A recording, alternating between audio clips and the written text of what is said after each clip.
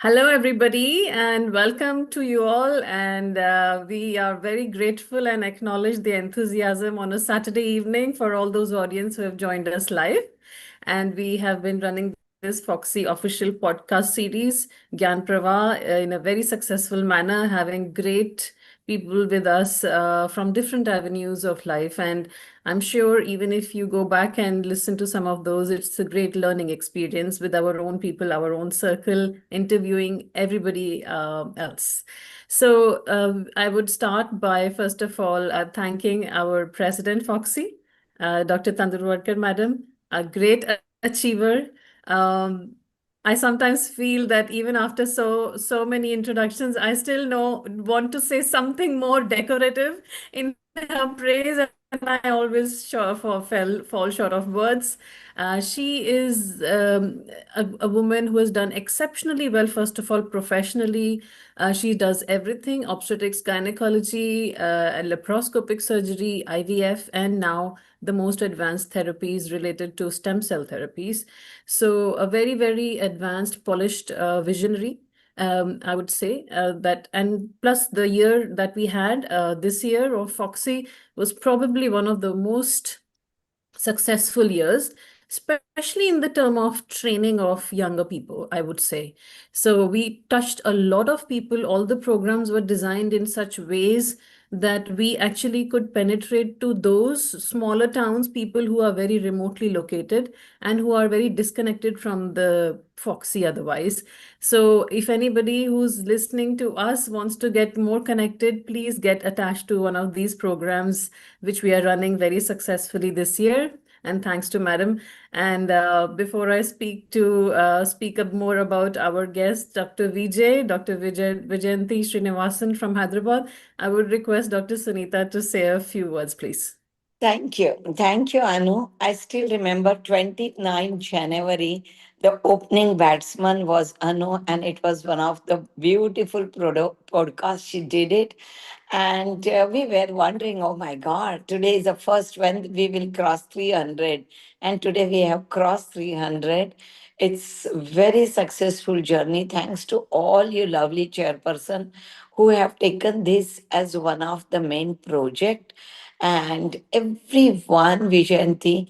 Anu, though, I remember every time she got a best of the fertility specialist from all across, and they are more educational, but we do have some spiritual, philosophical, political from any background, the one who have achieved in their life, and they can, we can learn something from them. Though it was designed more for my chairperson, I think they got such a best of the faculty, and every day joining 8 p.m., getting introduced to someone extraordinary and listening to them from viewers link, I think I evolved more than any one of them. It was the best 8 p.m. to 9 p.m. journey of Foxy for my. Thank you so much, Anu. You always have come out as one of the best chairperson. The interviews, your podcast, they are fantastic. And Vijanti, look at this. You are in a fertility. We are in India, and we have not met each other. This is impossible. So in February, we will talk to Dr. R.G. Patel, Anu, and such.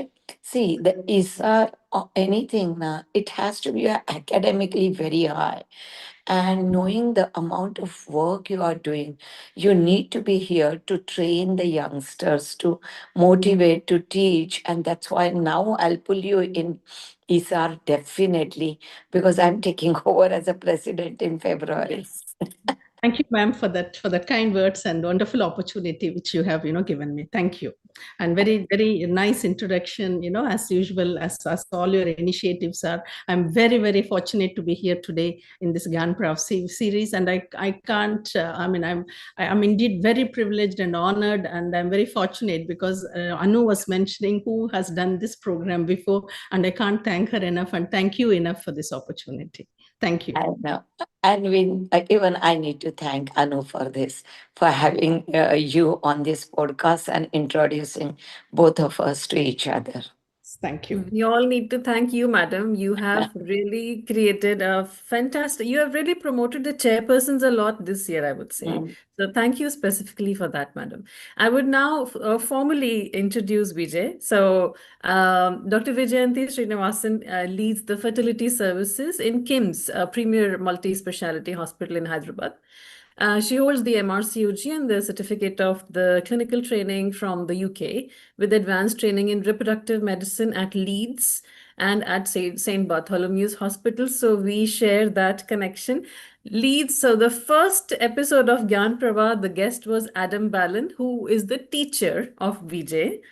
And St. Bartholomew's is where both Vijay and I worked in the past.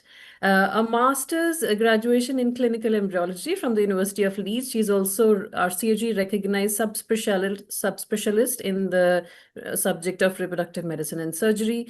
Her major clinical focus is on the PCOS and fertility preservation. I also want to take a moment to mention that even the family is very decorated in the form of her husband being Padma Shri and doing great work for the breast-related oncology related screening programs, which affected large number of population in India.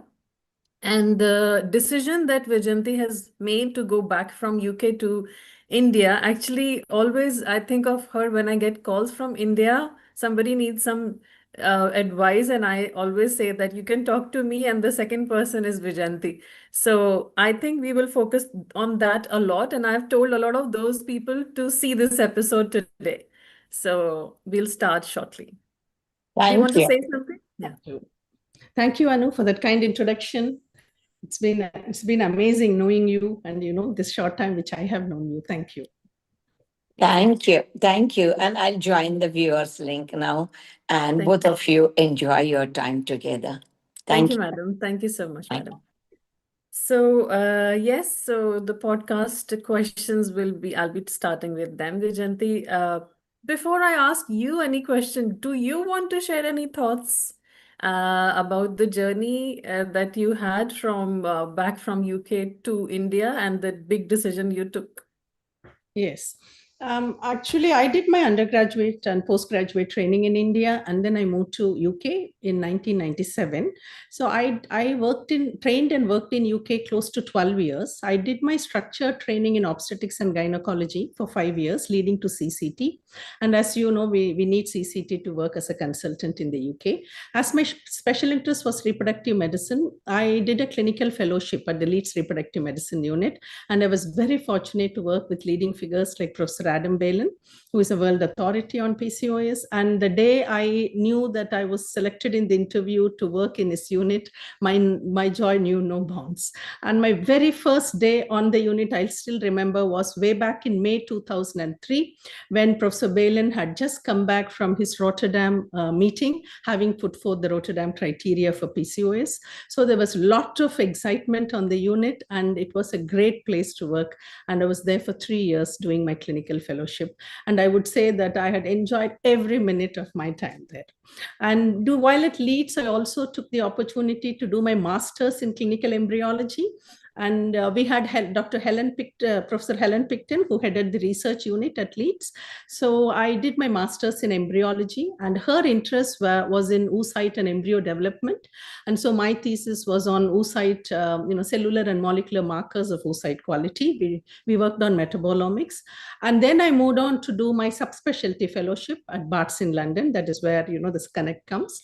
So Barts is where I did my subspec there in UK. As we know, subspecialty training provides training in all aspects of reproductive medicine and surgery, including andrology. So while I was at Barts, Barts was was providing the onco fertility services for the whole of east of London. So almost every other day, we used to see these young women walk in who had just had surgery for breast cancer, either lumpectomy or mastectomy, walk in with brains in situ for fertility preservation. So my passion with fertility preservation started way back then. So I had another 2 years of time working with Ms. Tozer and Professor Al-Shawaf. He was a pioneer pioneer in ovarian stimulation protocols and coasting protocols. As you're aware, these days we don't do that. But when we were using the GnRH agonist protocols, coasting was very popular. So he was one of the pioneers who put forth those protocols. So I had again great time, 2 years training there. But the reason we moved to India was very personal, as you had mentioned in your introduction. My husband is an oncoplastic breast surgeon. So way back in 2002, where when we were both training to be consultants in the UK, to settle back in UK, my mother-in-law was diagnosed with breast cancer. So my husband is the only son for my in-laws, and he was very emotionally attached to his parents. And at that time, we came to know that the breast screening in India, cancer screening and breast healthcare services needs, a lot more inputs and a lot more improvement had to be done. So my husband decided to come back to India to provide these services. And that is the reason I chose, obviously the family has to be together, and we chose to come back to India. So that is how our journey started. I mean, our return from UK to India, that was the reason, very personal reason, yes. Do you think you sacrificed something in this Sorry, decision? what did you say, Anu? Do you think you sacrificed something that you wanted? At times I do think, Anu, but the thing is, in UK, as you are aware, there's a very structured training program. Once you do your sub-spec, you can settle very comfortably as an IVF consultant or a director of an IVF unit. And, having worked with Adam, I had this, passion towards PCOS, doing lots of research, and it was a highly academically charged unit. So when I came back, I really wanted to do all those, but it took quite some time to reach there. But right now I'm doing all I wanted to do if I had continued my time in UK. We are doing research now, and I have got fellows who are working with me now. And we have also, I'm also in the PCOS Society and the Fertility Preservation Society as an EC member, and I'm able to do a lot of work in these societies too. So I'm quite happy now as how it has evolved over the years. We are going to bring you more into different platforms in India, and we want you to contribute for the other people in an even bigger, broader way. So you'll have to take out time from your work for that in the coming years. Yes, definitely. Thank you. So what are the differences in the fertility care? So what were the most striking differences when you made the switch from here to there? What I would say was, the standardization of care. In UK, because of the structured training we have, unless you complete this training, you can't settle in as a consultant in an IVF unit. And the same applies for embryology services also. So almost most of the units in UK provide a very high standard of care. And we have the HFEA, which is the Human Fertilization and Embryology Authority, which oversees the licensing aspect. So you have to maintain a high standard of care. Whereas in India, what I noticed, this was way back in 2010 when I started my journey here, there are pockets of excellence, of course, but the standard of care provided varies between clinics, varies between regions. So this is what I noticed as a starking contrast as what I seen in my experience in UK. In UK, any unit you walk into, I have worked in 2 units, Leeds and London. Both, the high standard of care is provided both from the clinical expertise and the embryology expertise point of view. And that is where I found a stark, very different between the 2 countries.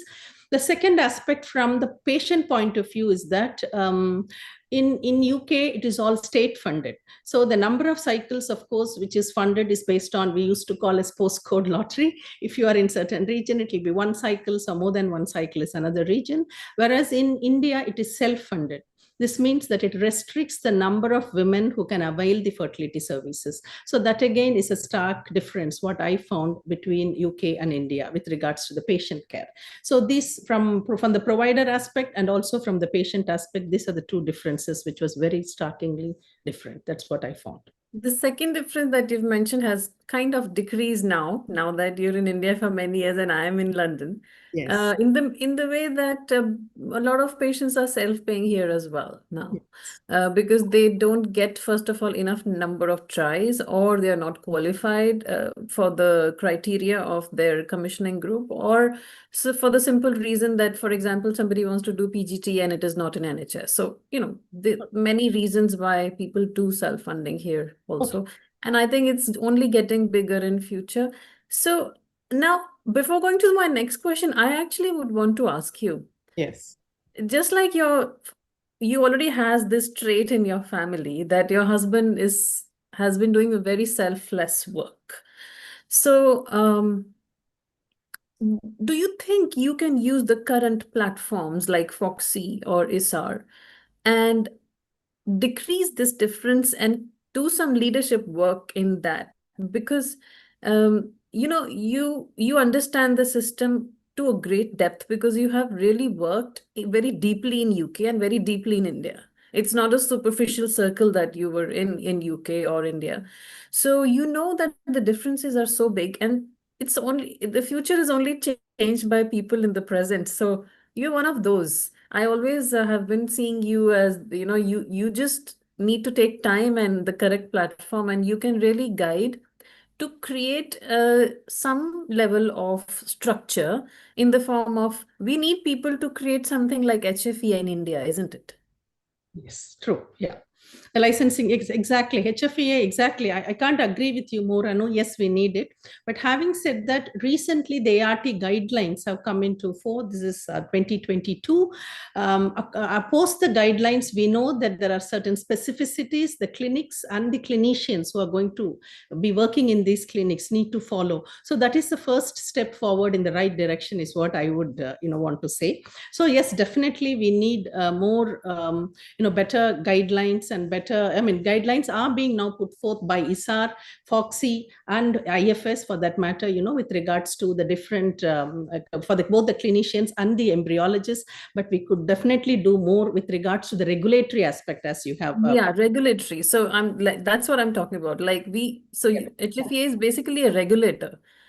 Technically, although we do have guidelines from ISAR and Foxy, but we don't have a regulator in India who can really authoritatively be a bridge between the government and the practitioners to regulate the fertility Yes, practice. yes, that's So true. I think you must think about taking time for this, and that would be something which the country will gain a lot. And we need not just one, but a few people to do Yes, that. yes, true, true. But you're stationed in India, so I definitely think it's a lot of advantage if you take a lead on something like that, along with the people who are already on board.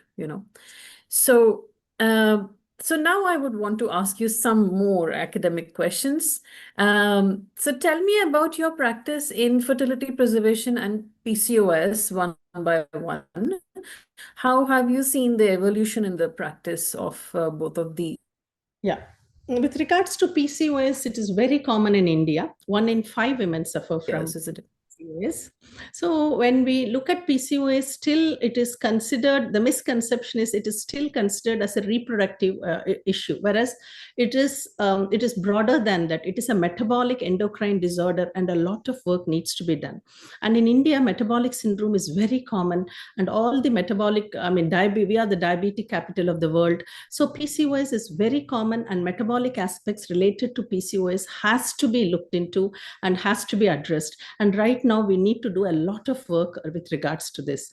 Having said that, PCOS Society was formed under the dynamic leadership of Dr. Durusha, and she has headed almost every organization in India, right from Foxy to ISAR, and it is amazing to work with her. I've been working with her for the past 2 years, and I can say it has been really inspiring, and we have done a lot of work together. Our EC team and myself as well, personally, we have done a lot of work and in educating both the clinicians and also the public at large. So both aspects we are looking into. We are trying to bring together all the allied specialties like dermatologists, endocrinologists, psychologists, and nutritionists together, so that we can provide sort of a global sort of approach to PCOS, not just looking at it from the reproductive issue aspect for point of view, actually.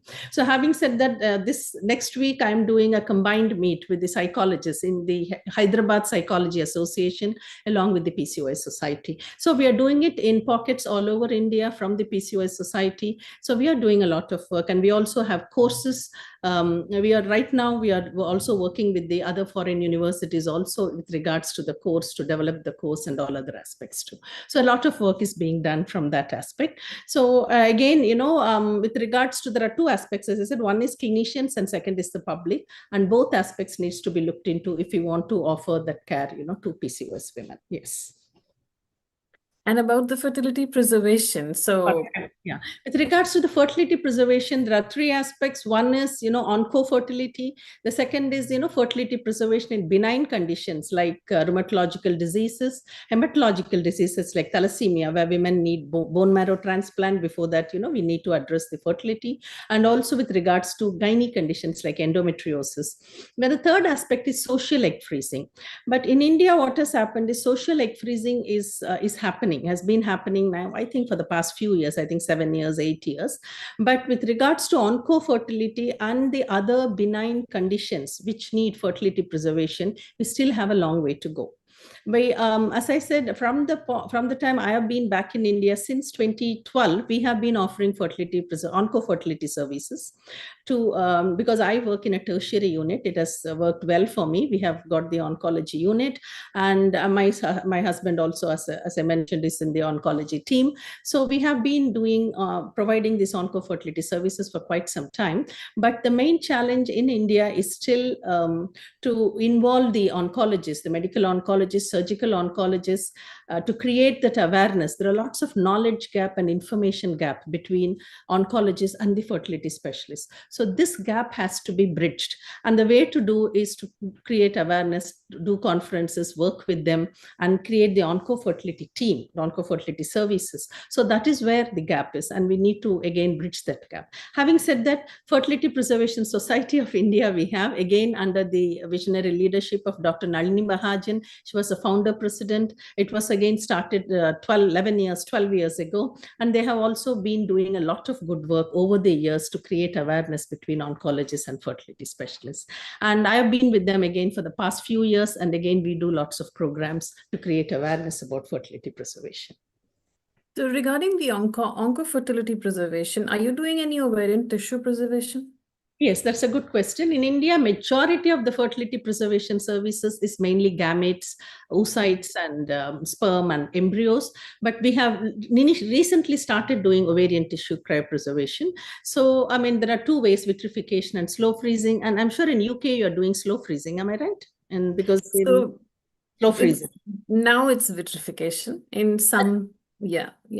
Okay. So where here it's mainly been vitrification in India, and slow freezing is also done in a couple of centers, I would say, but still there's a lot of scope to do OTC in India, and we need to move forward. And I'm very much looking forward to develop the services. We are already doing it, started doing it, but in a big way. That's what I'm looking at it over the next few years. And testicular tissue freezing also we are about to start to do too, because we have the oncology team. As I said, we are able to work together with them to start offering, I mean, in a big way, to start offering these services. Yes. But as of now, when we talk about, it's mainly gamete and embryo preservation with regards to fertility. Yes. So coming to the training and mentorship, so you are a committed teacher, as I understand. And so how do you, first of all, have your setup in teaching, and what do you think is the important skill that young fertility clinicians should focus while they're learning? Yes, so when we talk about mentorship, it is very important that we pick up the right skills. It's not just the skills; it is the counseling skills, it is the empathy, it is evidence-based medicine, and it is an approach 360 degrees is very important. We have to support them emotionally. So these various aspects are important. It's not just able to do an egg collection. Yeah, it is very important that we talk to them, involve them in the decision making. How to decide what they want to do, what are the choices available. It is very important that we discuss with the patients, and then we give them that informed choice as what they want to do. So this is what I would put it. But with regards to training in my own unit, We offer fellowship programs for to train the future fertility specialists. We also offer training programs for gynecologists to improve their knowledge in dealing with subfertility issues. In India these days, if you look at a gynecology clinic, 40 to 50% of patients are having subfertility issues. So the gynecologists need to be trained more as to how to address these issues in an evidence-based approach. And that is what I do. We have been training for the past 3-4 years, and quite a lot of doctors have been quite happy with the way things have evolved. And with regards to workshops, we also do to sort of teach specific skills with regards to fertility, like transvaginal scan workshops, hysteroscopy workshops. All this we have been doing. And I also do a lot of conferences and CMEs. Like yesterday, I was in one of these medical colleges doing CME. So we do quite a lot of teaching that way. Thank you. So now a very important question, which is always the sense. So I just returned from a conference, 3-day conference in Birmingham, and whatever conferences we have, especially the national conferences here in the United Kingdom, 70 or 80% of the content is around one question, which is add-ons, which is questioned here, which is not even questioned at many other parts of the world. We do offer them, but we do focus on informing the patient that you're putting your resources in something which does not have enough evidence. So building the trust is very important when we use this. Now, I want to ask you, now that it's been a long time, now that you're in India, I don't expect you to understand the HFE's projection on that, but I'm sure you're reading the red light system that we have here. So how the regulator is influencing our practice regarding the offering of the add-ons. So how is, first of all, your take, and what is the actual practice that you're doing regarding add-ons? Okay, if you ask me personally, yes, I am very familiar with the HFEA, the ticks and the green and the black and reds.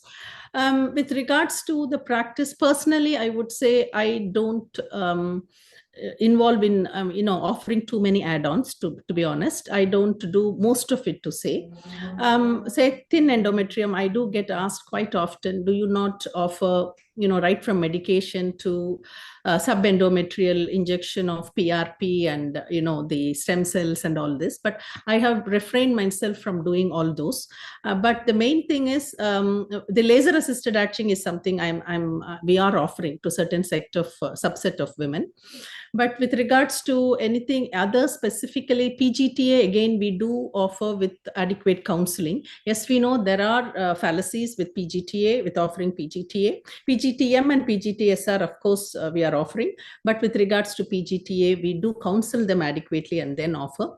With regards to other add-ons, whenever we talk about advances in reproductive medicine, both the clinician and the patients we both are desperate to get that pregnancy at times. So we are quite desperate to take on board any new innovation which comes up, for that matter.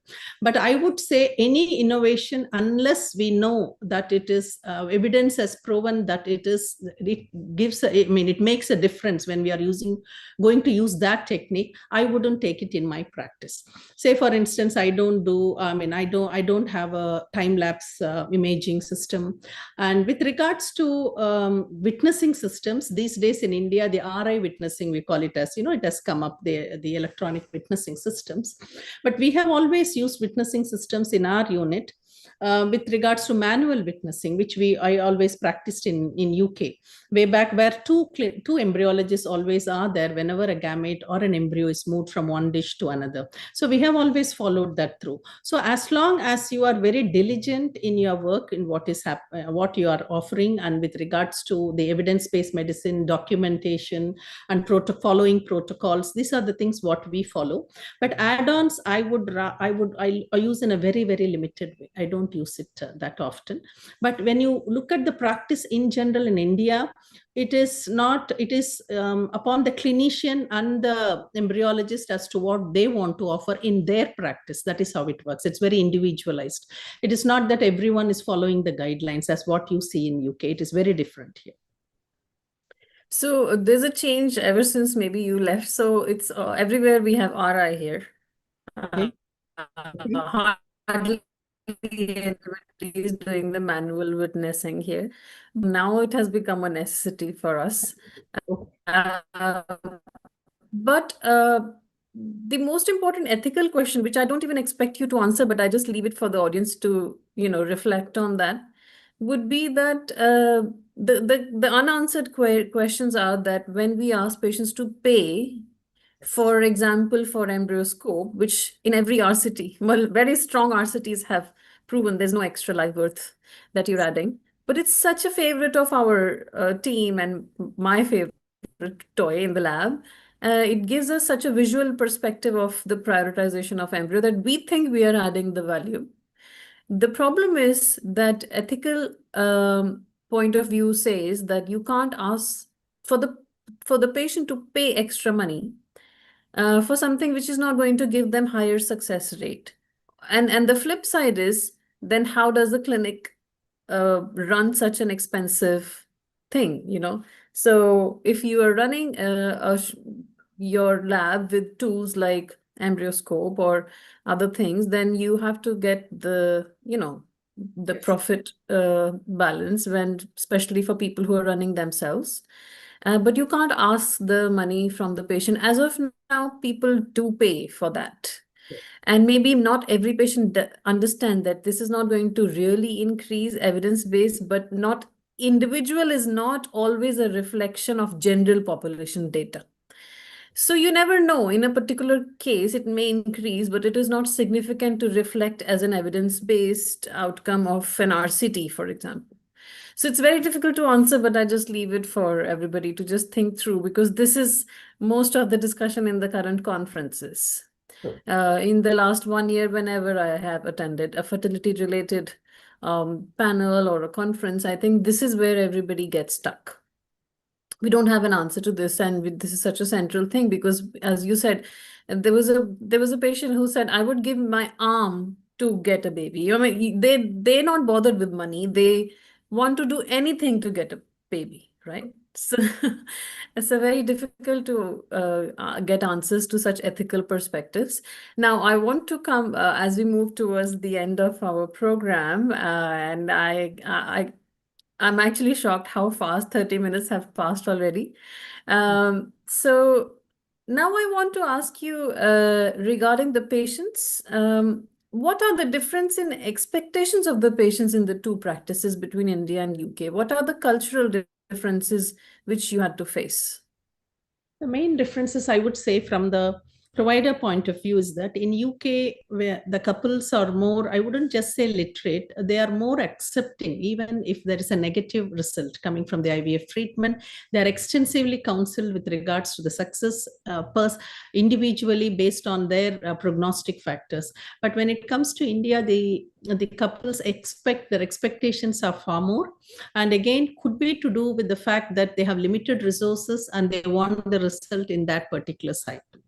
And apart from that, as you rightly said, culturally, there is lots of pressures, not just family pressures, societal pressures, peer pressure. So these couples face. So they need a lot of emotional support. And in our own unit, we have a psychologist who is part of the team, and we provide that much needed emotional support. So the expectations, yes, are very different. And here the pressure is there that they have to get pregnant as soon as possible due to the various issues which I mentioned. So that is very different, which I have seen with regards to patient expectations. Yes, but not all of them are looking for these most advanced treatments. What they need is they want a baby and they want to do it as soon as possible. That is the sort of thing what we are looking at here. Yeah. So, as we come towards the end, I would want to ask you that coming back to the first question, where I didn't want to ask you two sensitive questions in the beginning, but now I can ask you. As a woman, you achieved everything. You achieved the top in UK, you trained in the best hands, and then you get the most sought after subspecialty CCT. Um, After everything, because of the husband's mother and family reasons, you decided to go back. Tell me honestly, would you do that again if given a second chance? I'm so sorry to ask you a difficult question, There are many people I know, Vijay. I actually know recently my own very good friend. I don't want to name her because she may not be comfortable, but she was in Canterbury and she was doing so well. And for the family reasons, she had to leave. And people said that probably you were not settled enough, but I know how well she was settled. And she still had to go back to south of India. So tell me, was it a good decision in the hindsight? I Are know you happy? certain things in life, it is not as straightforward, right? So we have to keep the family together. So it is not just completely your choice as to whether you would want to stay back or not. The family has to be together. I'm a very much a family person, so family does come first to me. So when we have to be there as a family, of course I have to take that on board. Not that, yes, definitely at times I have felt that if I had been in UK, whatever, but I don't see it. This is only at times. This is because you're honestly asking me. I'm giving an honest answer here. But I'm very happy here settled, in the sense that my children are well settled now. My elder one is in UK doing he has completed his medicine in UK and is working he's into education, medical education. So my children have settled well. My husband has achieved what he wanted to achieve, and I have done well for myself in the in the sphere of life where I am. And in Hyderabad I've been offering good services, fertility services, and recently I have also been doing a lot of teaching and research also. As I said, we are going to come up with one of the latest protocols which we have done with letrozole extended protocol. It's been accepted for publication. So I'm doing quite a lot of work in fertility preservation and PCOS, where my passion lies. So I'm almost there. I'm also reaching the place where what I have dreamt of is also happening in India. So I'm pretty much happy now as compared to what I was before. So I'm quite okay with that. Yes. Thank you. That's Thank you very, for those very kind words, Anu, because I know you are in a system where you know what is subspecialty fellowship, what is clinical fellowship, and all that. You are able to appreciate well what I have done in UK, but in India still there is the structured training as what we had in UK. We still have a long way to go before we can reach there. We have to incorporate it in the training programs. It will really be good. Like a subspecialty trainee in UK is exposed to all aspects of reproductive medicine, including research and and the other aspects, scientific aspects too. So I would very much want to see that happening in India too. And as you suggested, I'm very happy now to be involved in all these different societies, to be contributing to all the improvement from the Indian side. Thank you. And a few months ago, I did a program with Professor Adam Bale, and I was very fortunate to do that for the PCOS Society. So I'm still in touch with some of my, both my mentors and my colleagues also. So I'm quite pretty happy that way. Yeah. So I'm traveling to reproductive endocrinology conference we have in March. So we are 5 of us are giving talks in a session in Italy, and I'm also doing some of my oral presentations in the research which I have done. So I'm pretty happy that I'm doing good work now. Yeah. fantastic. Yes. So yesterday, WHO released fertility guidelines. I would request all the audience to have a look at the new, very, very structured guidelines. These guidelines are very simple. They are very algorithmic. They are projected in the form of infographics, which you can simply stick on the walls of your practice. And even at a very low resource setting, you can offer very good fertility service, at least at the basic fertility level. So thank you, Vijay. Today, you have taken time and joined this is our official Foxy podcast, a very successful series. And we all owe a lot to our president. I really respect her a lot. And we hope that you will now do some introspection and take out time and get attached to these platforms and contribute in a even more effective way. So thank you very much. Thank you so much, Anu. Thank you very much for this interesting discussion we have had and the opportunity I've had to answer all the questions. Thank you. Thank you. It's been a great pleasure. Thank you. Thank you very much. And thank you to all the audience. And Have a lovely weekend, everybody. Yeah. Thank you. Thank you.